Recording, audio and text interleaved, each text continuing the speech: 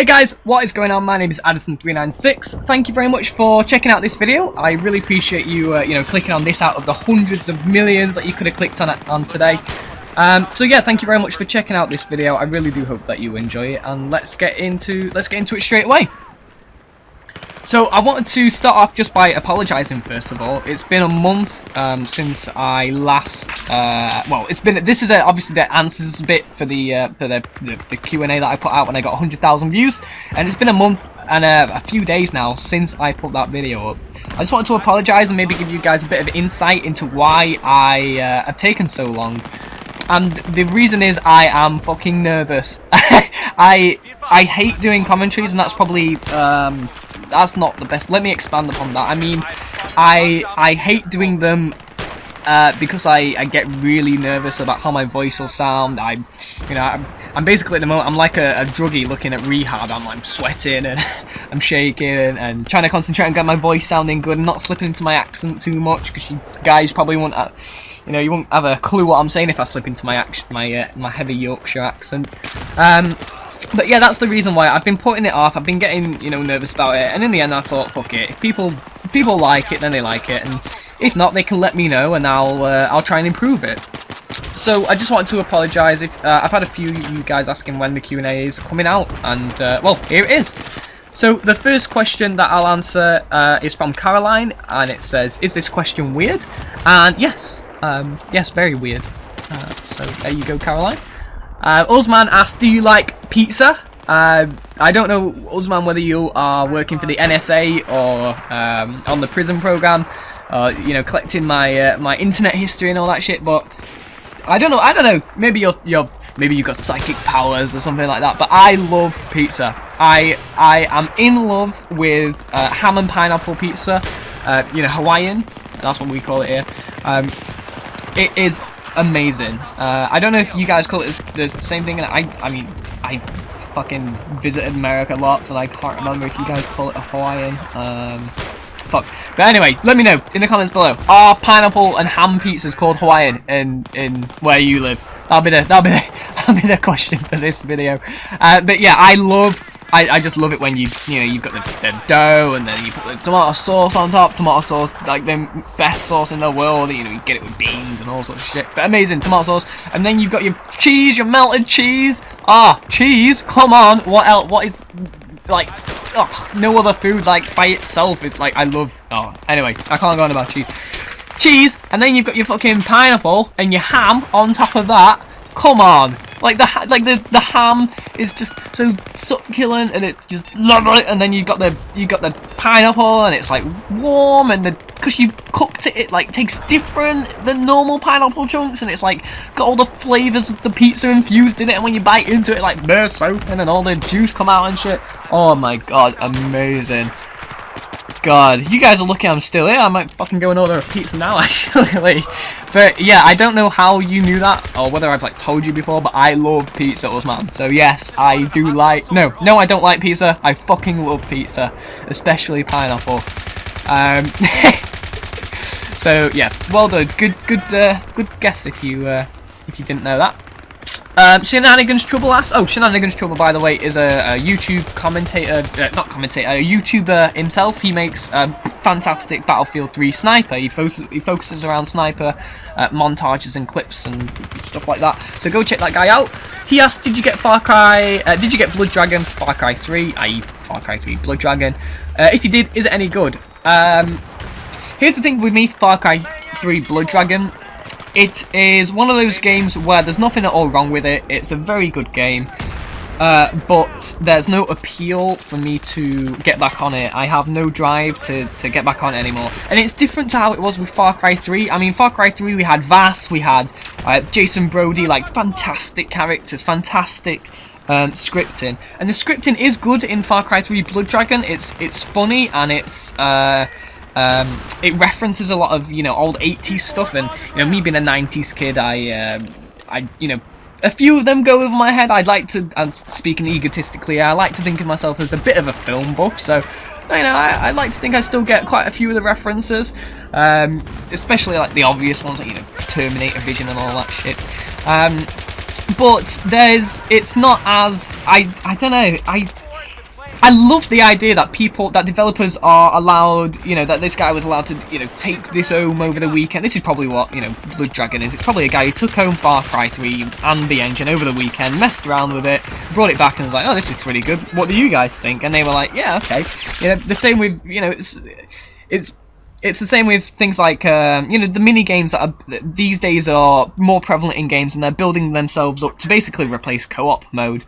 You know, you've got BF3 Dino mode, or, you know, people are asking for that. You've got Call of Duty Zombies, obviously. That's, you know, that's probably the one that, you know, gave the game publishers the incentive to actually publish these sorts of things anymore, with the success of Call of Duty Zombies. So yeah, I do like the fact that these maybe not so well thought out games, because obviously I don't think that Blood Dragon will have had as much time in development on it as Far Cry 3 had.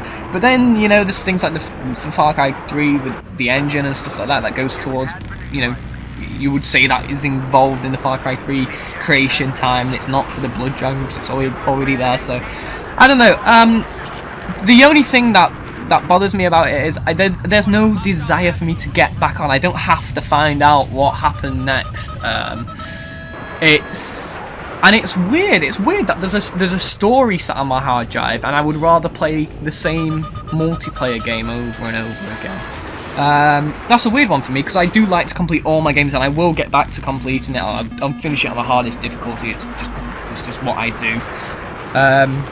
But yeah, there's no immediate urge to get back onto it. I played it for I don't know, I think I probably put like about 5 hours in or something like that at the moment, maybe a bit less, just roaming around trying to see what was different, doing some of the main missions, and nothing's really gripped me, which is a shame, because Far Cry 3 did. I thought Far Cry 3 was a brilliant game. So to answer your question, yes, I did get Blood Dragon. It is good. That's the thing, it feels really weird saying this. It's not like it's a bad game, but I wouldn't recommend getting it, because it's one of those games that I just haven't found myself wanting to play. So yeah, make of that what you think of it. So Shenanigans Trouble, just to keep things nice and easy, you also asked that, because I asked you guys to ask a couple of questions, so thank you for that. He also asked, which is the gun on Battlefield 3 that you have the most kills with, and how many kills? So the gun that I have the most kills with is the M416. It's from the Assault class, obviously. I have 24 service stars with the M416. So I have 2,441 kills. My kills per minute is 1.7. That's probably like my most effective weapon. I think it is actually. If you were to ignore like the freak results, like for example my knife, I think it's like 5. Let me have a look. I think my ACB is 5.13 kills per minute. But obviously you only count in the minutes there when you like pull it out to knife someone. You're not exactly running around with it held in your hand, you know, constantly. So not really a fair kill per minute score there. So if you ignore that, if you ignore all the freak statistics like the grenades and shit like that, the M416 is actually probably my most effective weapon. And I like it because it's an all-round weapon. It's got a nice fast reload. The recoil's all right to handle. It's not gonna. Some people get put off by this. It's not gonna excel anywhere in particular. You know, close quarters, it's gonna suck against all the submachine guns, and long distance, it's gonna suck against all the sniper rifles. But it can hold its ground if you learn how to use the weapon properly. If you learn how to, you know, burst fire it correctly. You can, because it's an all-round weapon, you can do good and well all around. You just need to excel instead of the weapon excelling. So for example, just a very small example of what I mean there, close quarters, you know, for example, somebody might be really close to me, but my positioning might be better, which will allow me then to, you know, so I'm excelling instead of the weapon excelling, if you see what I'm trying to say. But yeah, I love the M416. If you guys haven't checked that weapon out on the Assault class, go and check that one out straight away, and let me know what you think to it in the comment section below. So Geiger says, we all know that I'm your favourite, but who else do you enjoy playing with? I enjoy playing with my subscribers, and I enjoy playing with randoms. And it's usually 50-50 split. There's nothing better to me, and again, I'm going to sound so fucking like it's like biggest ego ever. But you guys will have done it as well, so don't worry. I'm not like trying to say I'm amazing. But the time when you've got into a game and, you know, say for example, like I love rush, rush attacking. There's times where I've got into a game and I'm rush attacking and nobody's playing the objective, nobody's rushing up doing anything, they're not even slowly advancing, and I'll get, you know, on the last 10 tickets, I'll get both the MCOMs or something like that. It's just an amazing feeling when you realise that you've done it all by yourself. Like if you hadn't entered that game, then the game would have been over and gone and the team would have lost. So I do like to play by myself. About 50% of the time, and then the rest of it is spent playing with people like Geigers and Fatal Equinox and Usman. I need to play with you again sometime soon. I'm so sorry, I keep forgetting about fucking inviting you in, but if you see me online, I know I appear offline quite often, but if you see me online, Usman, just join me, okay? I'm sorry that I've not remembered to invite you, so sorry about that. But I love gaming with my subscribers, gaming with people that I just generally hang out with and chat to and people like that. So there's too many to list, guys. I'm sorry. There's, you know, Smog and Reek and or everybody. All you get. Don Mega's fantastic for fucking repairs, and there's so many people. But yeah, half the time I like to play by myself, and half the time I do enjoy playing with you guys. So, Fatal Equinox asks a question. He's asked, if you designed a game, would it be an RPG, like a role-playing game, or more of an SPS, a first-person shooter? If I designed a game...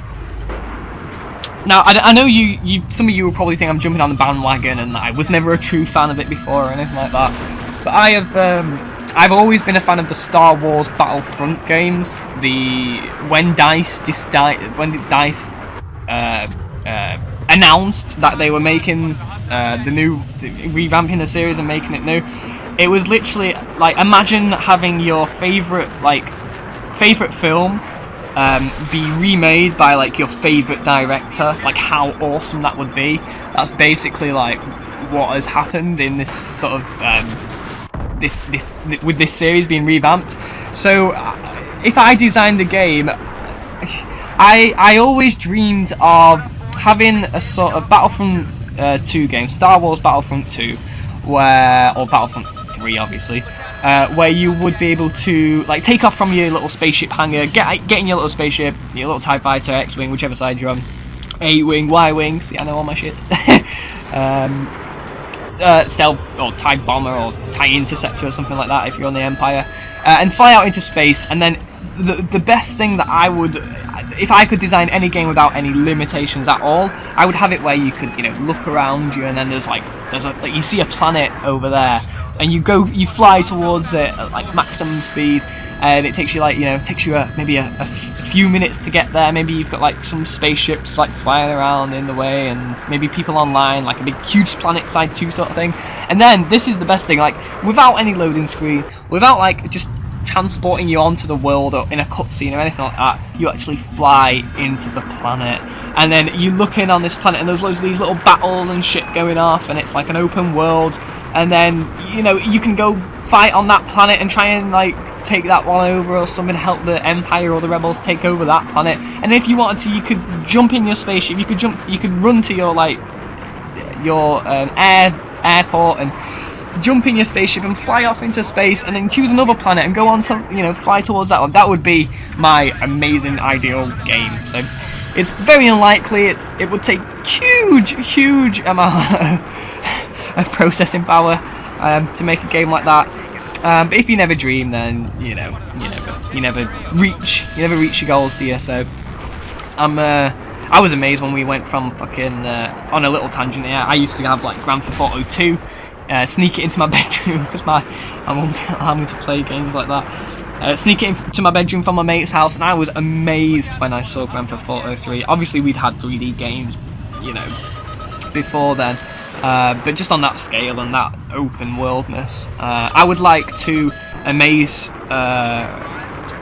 somebody else in that way, and that's how I would be amazed myself if somebody was to create, if they were to do that with the new Battlefront. So Obviously, it's not going to happen, but that's the game I would design, and I think it would probably be, it'd be a mixture. You'd have the first-person shooting of the battles and shit like that, but I'd have like an open world where you can do like shit on the way to like build yourself up and make yourself more powerful and that. So I'd have role-playing elements, role-playing game elements in it.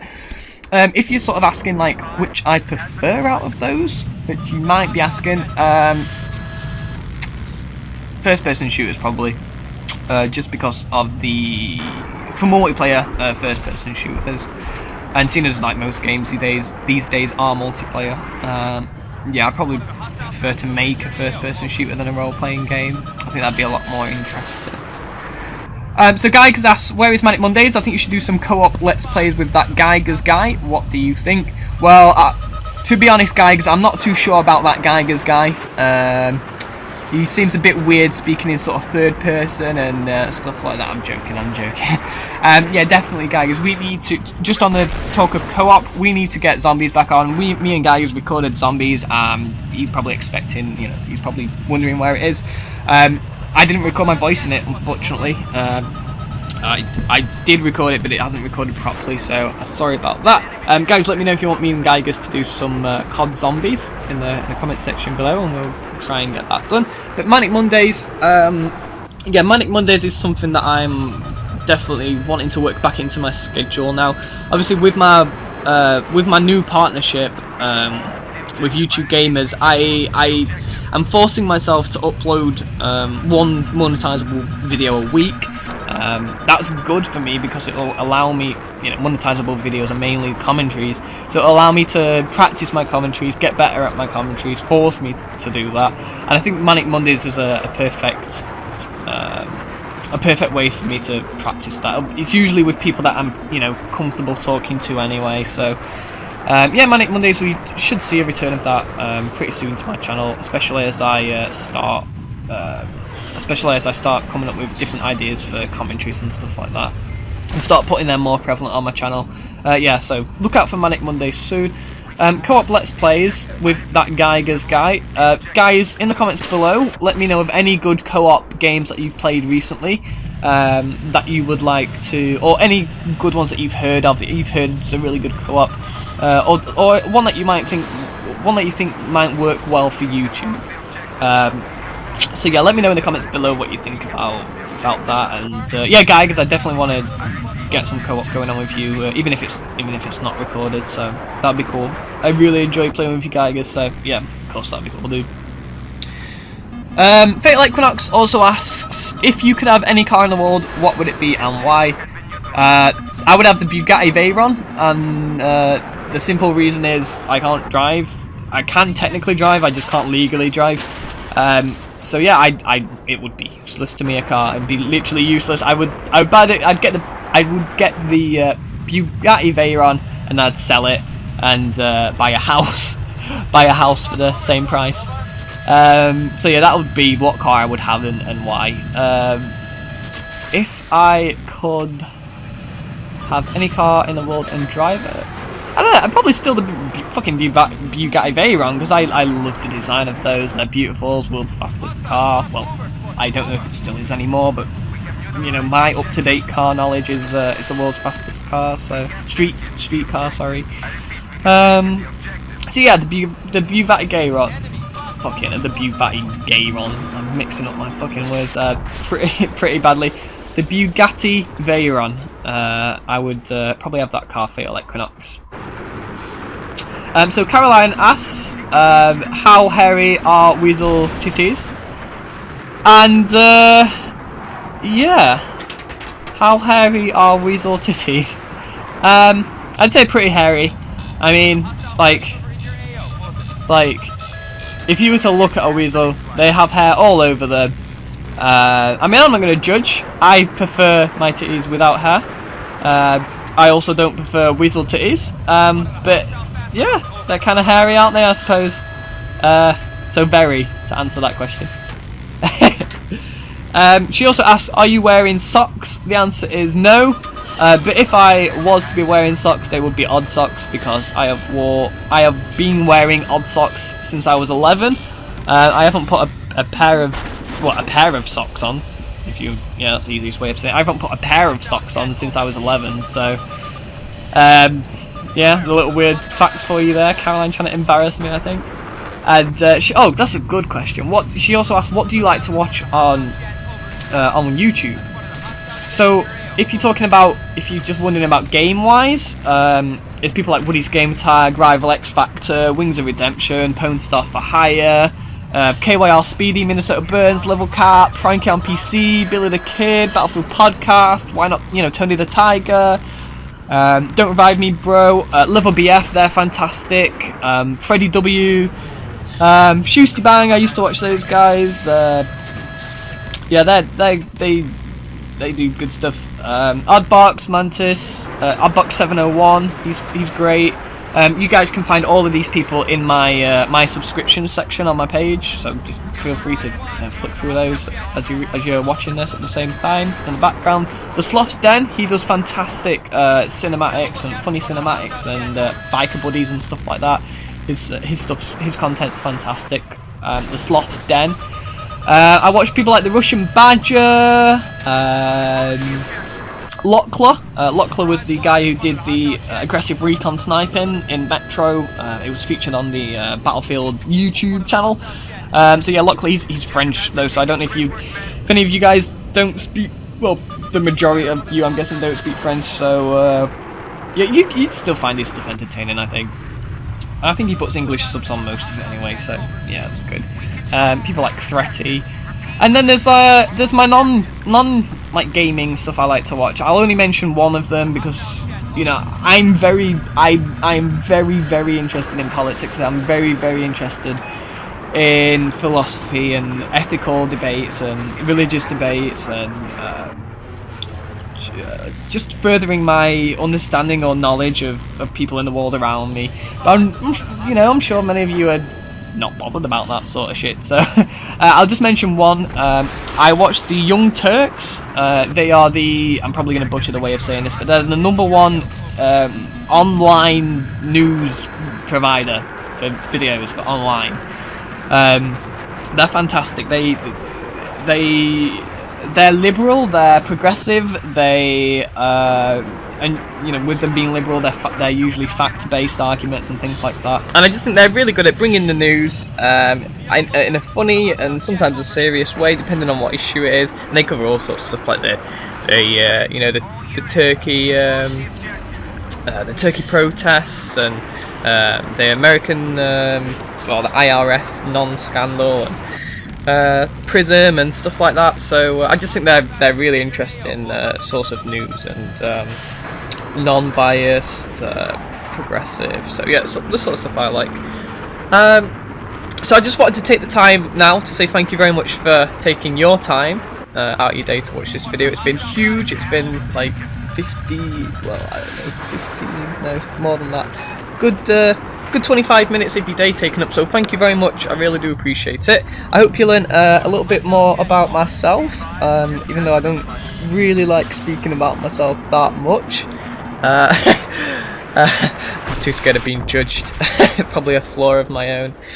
But yeah, thank you very much for, you know, sitting with me and listening to me ramble. If you enjoyed it, let me know in the comments below, like I said, and yeah, let me know if you want me to do any more Q&As. If you've got any Q&A questions, leave them down below, and I'll try and get them into another video at some point.